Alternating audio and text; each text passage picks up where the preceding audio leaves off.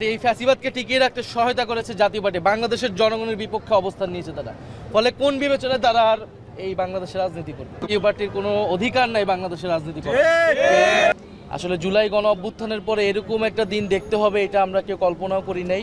নুরুল হক নূরের উপর হামলার ঘটনাটা আমরা চীন থেকে শুনতে পাই। জাতীয় নাগরিক পার্টি এই হামলার প্রতিবাদ জানিয়েছে এবং এটা আমাদেরকে উদ্বিগ্ন করে তুলেছে পুরো জাতিকে। আসলে জুলাই গণ অভ্যুত্থানের পরে এরকম একটা দিন দেখতে হবে, এটা আমরা কেউ কল্পনাও করি নাই। এটা শুধু দুঃখজনকই নয়, অনাকাঙ্ক্ষিত নয়, এটা উদ্বেগজনকও। আমরা আসলে কোন সময়ে বাস করছি এবং দেশের পরিস্থিতি কোন দিকে যাচ্ছে এটা আমাদেরকে ভাবাচ্ছে। কারণ যখন আমরা ফ্যাসিস্টদের বিচার চাচ্ছি, ফ্যাসিবাদের দোসরদের বিচার চাচ্ছি, সেই বিচার চাওয়ার অপরাধে আপনাকে আমাকেই নির্যাতিত হতে হচ্ছে, তাও এই অন্তর্বর্তী সরকারের সময়ে তাদের অধীনে থাকা সেনাবাহিনী এবং আইন শৃঙ্খলা বাহিনীর দ্বারা। এটা অত্যন্ত দুঃখজনক। গণ অভ্যুত্থানের শক্তিকে অবদমন করতে, তাদের কোমর ভেঙে দেওয়ার জন্যই এই ধরনের পরিকল্পনা করা হচ্ছে, এই ধরনের দৃষ্টান্ত স্থাপন করা হয়েছে বলে আমরা মনে করছি। এবং নুরুল হক নূরকে যেভাবে আঘাত করা হয়েছে, আপনারা জানেন যে তাদের পার্টি অফিসের সামনে, কার্যালয়ের নিচে তারা সংবাদ সম্মেলনের প্রস্তুতি নিচ্ছিল। সেই জায়গা থেকে একটা ঘটনার প্রেক্ষিতে তিনি পরিস্থিতি নিয়ন্ত্রণের জন্য সেখানে গিয়েছিলেন এবং এটা তাদের রাজনৈতিক অধিকার, গণতান্ত্রিক অধিকার, যে কারো বিরুদ্ধে গণতান্ত্রিকভাবে কথা বলা এবং ফ্যাসিবাদের দোসরদের বিচার চাওয়া। এবং আমরা সেখানে দেখলাম যে ন্যাক্কারজনকভাবে তার উপর হামলা করা হলো, তার নেতাকর্মীদের উপরে হামলা করা হলো। এক কথায় বলতে গেলে এটাকে বলে বর্বরতা। এবং এটা আমাদের জন্য দুঃখজনক যে এই বর্বরতা সেনাবাহিনীর কিছু সদস্যদের দ্বারা সংগঠিত হয়েছে। সেনাবাহিনীর অফিসারের পক্ষ থেকে তাদেরকে প্রথমে হুমকি দেওয়া হয়েছে এবং সেই হুমকির 10 মিনিটের পরবর্তীতেই এই হামলার ঘটনা ঘটানো হয়। ফলে এটা আমাদের জন্য উদ্বেগের। অন্তর্বর্তী সরকার আসলে কিভাবে পরিচালিত হচ্ছে, সেনাবাহিনী কাদের নির্দেশনায় পরিচালিত হচ্ছে, এই বিষয়ে কিন্তু প্রশ্ন উঠছে।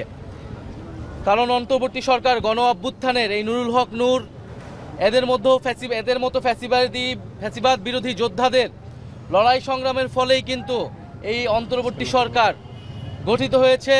ফ্যাসিবাদ বিরোধী রাজনৈতিক দলগুলোর সমর্থনেই অন্তর্বর্তী সরকার এখনও তাদের কার্যক্রম পরিচালনা করে যাচ্ছে। ফলে এই সময়ে তার উপরে এই হামলা, এটাকে আমরা খুবই গভীর উদ্বেগের সাথে দেখছি। এটার প্রতিবাদের ভাষা আমাদের নেই এবং আমরা পাশাপাশি এও লক্ষ্য করছি যে দেশে এক ধরনের অস্থিতিশীলতা তৈরি করার নানা চেষ্টা করা হচ্ছে। আমরা বলতে চাই যে বাংলাদেশের মানুষের প্রতি আমাদের অঙ্গীকার যে ফ্যাসিবাদী পক্ষকে আমরা কোনোভাবেই জায়গা করে দিব না, সুযোগ করে দিব না। সেটা জাতীয় পার্টির নামে আসুক, যেই নামে আসুক না কেন, এবং বাংলাদেশের যেই শক্তি তাদেরকে সহযোগিতা করবে, তাদেরকে জনগণের বিরুদ্ধে দাঁড়াতে হবে। এবং আরও দুঃখজনক, সেদিন হয়তো যা ঘটনায় হয়ে থাকুক না কেন, সেটা যদি অনাকাঙ্ক্ষিত হয়ে থাকে, দুর্ঘটনা হয়ে থাকে, সেনাবাহিনীর উচিত ছিল নিঃশর্তভাবে দুঃখ প্রকাশ করা, ক্ষমা প্রার্থনা করা। যে একজন রাজনীতিবিদকে, ফ্যাসিবাদ বিরোধী রাজনীতিবিদকে এইভাবে রাস্তায় ফেলে পেটানো হয়েছে।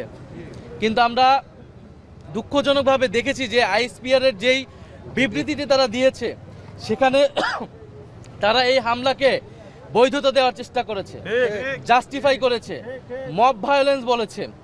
একটা গণতান্ত্রিক রাজনৈতিক দল তার কর্মসূচি, তার অফিসের সামনে সে সংবাদ সম্মেলন করছে, সেটাকে মব ভায়োলেন্স বলে সে সেনাবাহিনী এই হামলার বৈধতা উৎপাদনের চেষ্টা করেছে এবং এটি আরও ন্যাক্কারজনক ঘটনা ঘটেছে।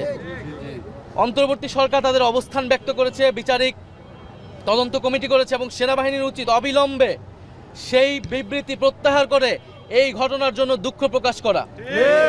আমরা সেনাবাহিনীর প্রতি শ্রদ্ধাশীল ছিলাম অন্তর্বর্তী সরকার গঠনের সময় থেকেই, গণ অভ্যুত্থানের সময় থেকেই, এবং তাদের উপরে দেশের আইন শৃঙ্খলা সহ সামনের যে নির্বাচন হবে তার অনেক কিছু নির্ভর করছে। কিন্তু যদি সেনাবাহিনী এই ধরনের পক্ষপাতমূলক অবস্থান দেখা যায়, যে একটি রাজনৈতিক দলকে বাঁচানোর চেষ্টা করা হচ্ছে এবং দুঃখজনকভাবে সেই রাজনৈতিক দল হচ্ছে ফ্যাসিবাদের দোসর, এবং তাকে বাঁচাতে গিয়ে ফ্যাসিবাদ বিরোধী জুলাই গণ অভ্যুত্থানের অন্যতম নেতাকে আক্রমণ করা হচ্ছে, এটা আমরা কখনোই মেনে নিব না।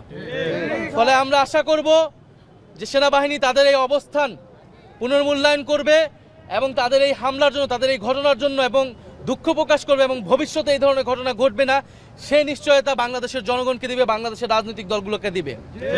আর জাতীয় পার্টি বিষয়ে আমাদের অবস্থান খুবই সুস্পষ্ট। জাতীয় পার্টি শুধু এই গত 16 বছর ধরে দালালি করে নাই। 90-এর পরাজিত শক্তি তারা। 90-এর গণ অভ্যুত্থানে বাংলাদেশের ছাত্র জনতা রক্ত দিয়ে এরশাদের পতন ঘটিয়েছিল, কিন্তু সেই সময় রাজনৈতিক দলগুলো আপোষ করেছিল। ফলে ত্রিদলীয় জোটের রূপরেখা ব্যর্থ হয়েছিল এবং এরশাদকে আবার পুনর্বাসনের জায়গা করে দিয়ে যেই ভুল রাজনৈতিক দলগুলো করেছিল, বাংলাদেশের জনগণের সাথে যেই বেইমানি তারা করেছিল, 24-এর গণ অভ্যুত্থানের পরে আমরা সেই সুযোগ দিব না। আওয়ামী লীগ, জাতীয় পার্টি এবং আওয়ামী লীগের সাথে সহযোগী যত দোসর রয়েছে এবং যারা আওয়ামী লীগকে আবার পুনর্বাসনের চেষ্টা করবে, তাদের সবাইকে বাংলাদেশের মাটি থেকে বিতাড়িত করা হবে এবং বাংলাদেশে আদালতে তাদেরকে বিচারের আওতায় আনা হবে, এর কোনো বিকল্প নাই। ফলে আমরা আশা করব দেশ যাতে অস্থিতিশীলতার জায়গায় না যায়, আমরা সবাই ঐক্যবদ্ধ থাকবো। বাংলাদেশের সংস্কারও হবে, নির্বাচন হবে, নতুন সংবিধান হবে। এটা জনগণের প্রতি আমাদের প্রতিশ্রুতি। সকল রাজনৈতিক দলের প্রতি আমাদের আহ্বান থাকবে যে আপনারা দেশের এই পরিস্থিতিতে ঐক্যবদ্ধ থাকুন, এমন কোনো শক্তিকে সহায়তা করবেন না, সমর্থন দিবেন না যারা বাংলাদেশের গণতন্ত্রের জন্য হুমকি স্বরূপ। অনেক রক্তের বিনিময়ে, অনেক সংগ্রামের বিনিময়ে আমরা আজকের এই পরিস্থিতিতে এসেছি। আমরা নুরুল হক নূরের সুস্থতা কামনা করি এবং এই ঘটনার সুষ্ঠু তদন্তর মাধ্যমে বিচার হবে, এটা আমরা প্রত্যাশা করছি। জাতীয় পার্টির কোনো অধিকার নাই বাংলাদেশের রাজনীতি করার।